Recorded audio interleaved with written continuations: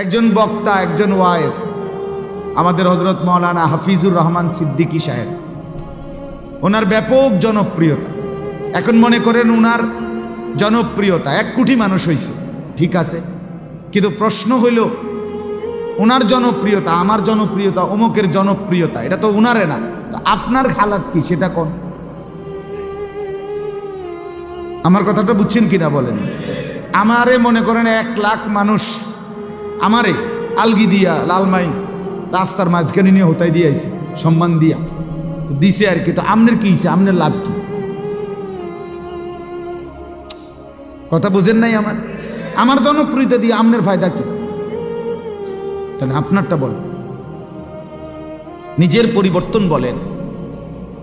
আর কোন দিন আমরা কি বললে, কতজন হুজুরে বললে, আর কতদিন আল্লাহর কথা শুনলে আপনার হৃদয়ের মধ্যে পরিবর্তন আসবে সেটা বলেন।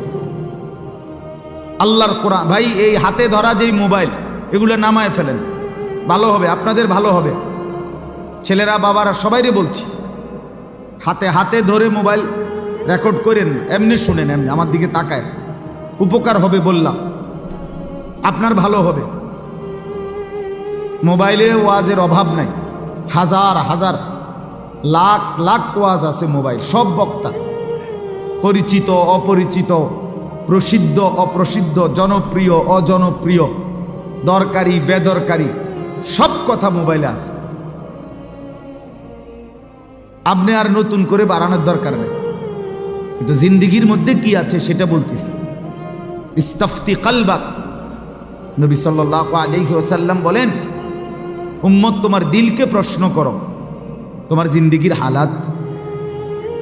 ইজা সাররাতকা হাসানাতুকা ওয়া সাআতকা সাইয়্যাতুকা ফাআনতা মুমিন।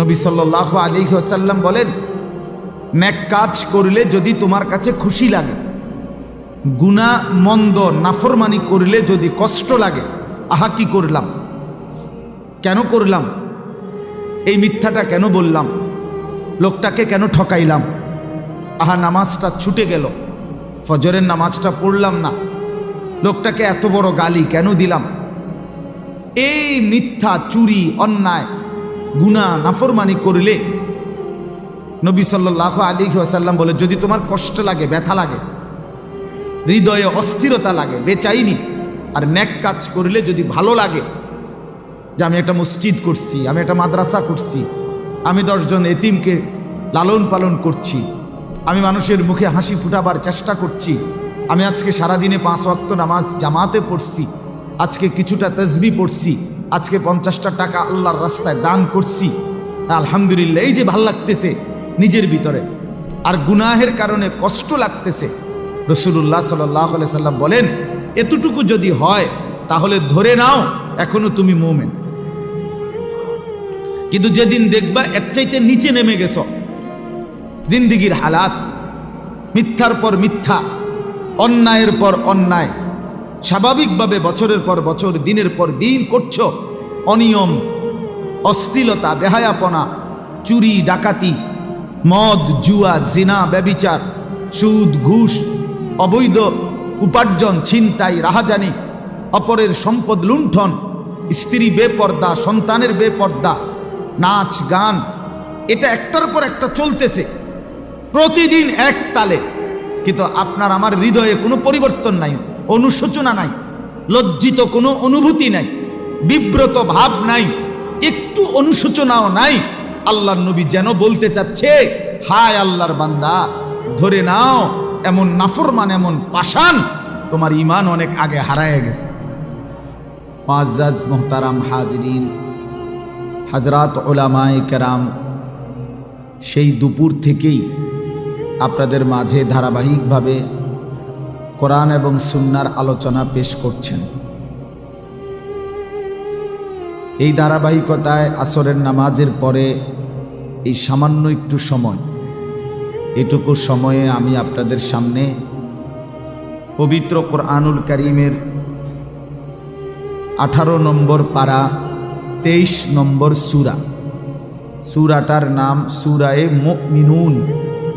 এই সূরার 2টি আয়াত 99, 100, এই 2টি আয়াত এইমাত্র আপনাদের সামনে তেলাওয়াত করেছি।